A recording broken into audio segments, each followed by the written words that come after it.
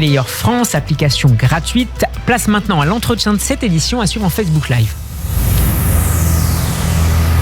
Radio J, l'invité du grand journal au micro de Steve Nadjar. Bonjour Stéphane Amar. Bonjour. Et merci d'avoir accepté notre invitation cet après-midi. Vous êtes journaliste israélien, auteur notamment du Plus grand secret d'Israël, pourquoi il n'y aura pas d'État palestinien. C'était publié en 2018 aux éditions de l'Observatoire. Stéphane Amar, démarrons cet entretien avec cette nouvelle attaque terroriste ce matin à Ariel en Judée-Samarie. On parle en réalité d'une série d'attaques perpétrées sur plusieurs kilomètres aux alentours de 9h30 ce matin heure locale. Le bilan est de 3 morts et de plusieurs blessés graves. Précisez-nous Stéphane Attal les détails de cet attentat qui fait évidemment la une des médias israéliens depuis tout à l'heure. Alors cet attentat s'inscrit effectivement, comme vous le disiez, dans une vague de terreur, une vague terroriste qui dure depuis maintenant près d'un an en Israël. Les attentats ont lieu le plus souvent dans les territoires, en Cisjordanie, comme c'est le cas à Ariel, qui est des plus grandes implantations de Cisjordanie. La voiture a foncé dans une des zones industrielles d'Ariel, qui est d'ailleurs, il faut le signaler, un des lieux de la coexistence en Cisjordanie, puisque dans les entreprises qui se trouvent dans ces zones industrielles, eh bien, il y a des milliers de Palestiniens qui viennent travailler chaque jour.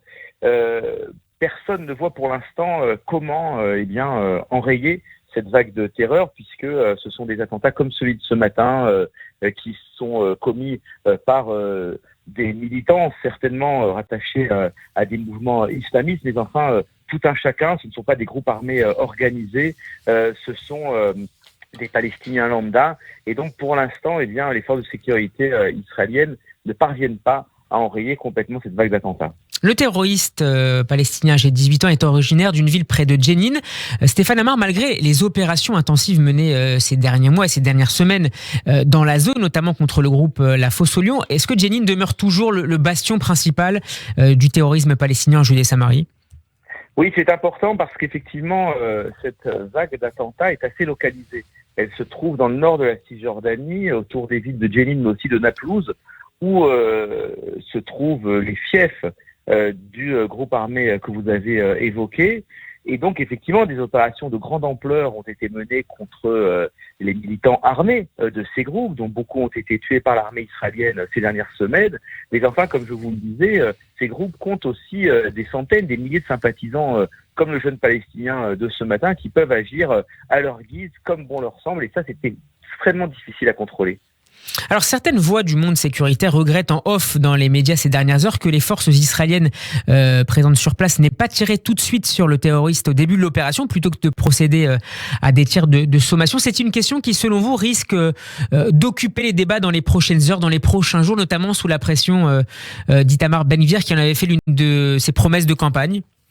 Oui, absolument. D'ailleurs, c'est déjà effectivement un thème qui a occupé une bonne partie de la campagne et ce qui a valu en partie à Itamar Ben-Gvir son succès, notamment parmi les laïcs. On a constaté en regardant la carte électorale que dans des zones où ne vivent pas particulièrement des gens religieux, eh bien Itamar Ben-Gvir recueillait beaucoup de suffrages parce que c'est un message qui passe notamment auprès des jeunes de tout Israël, ce message des règles d'engagement.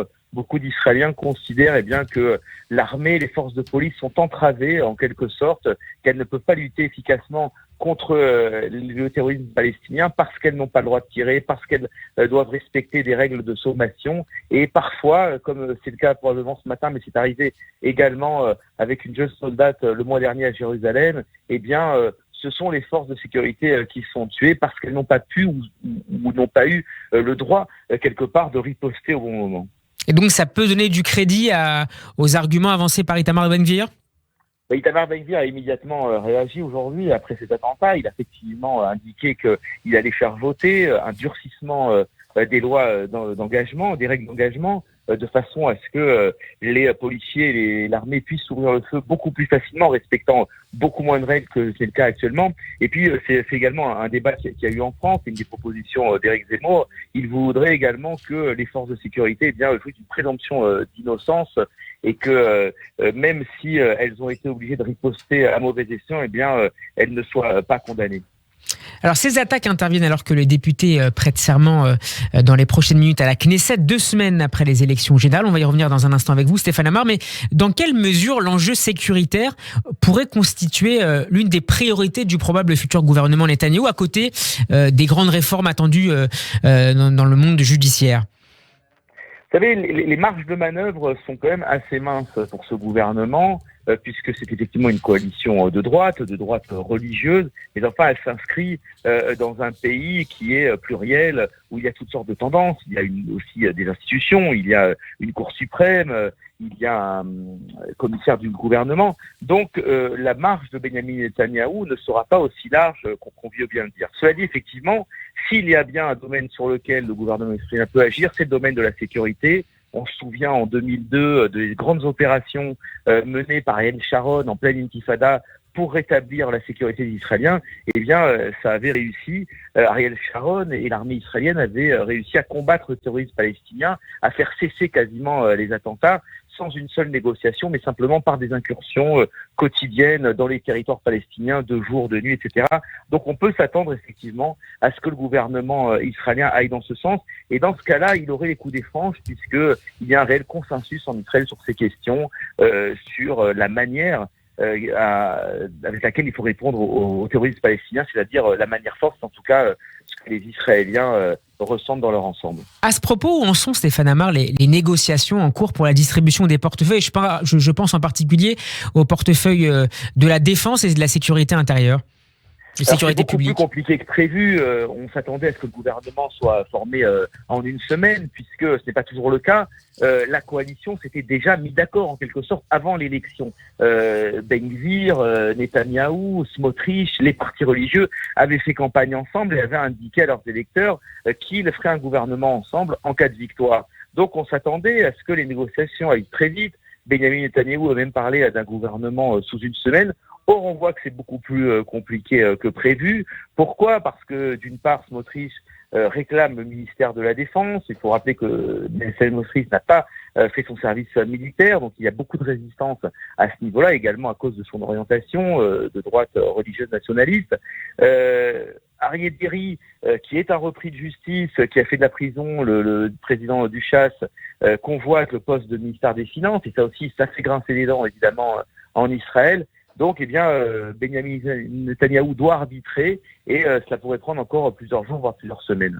Itamar Ben-Gvir, on y revient, aurait exigé que l'accord de coalition prévoit que la peine de mort soit prévue pour les terroristes. Est-ce que Benyamin Netanyahou pourrait accepter cette demande, compte tenu en particulier de contexte du jour et de l'attentat, des attaques à Ariel ?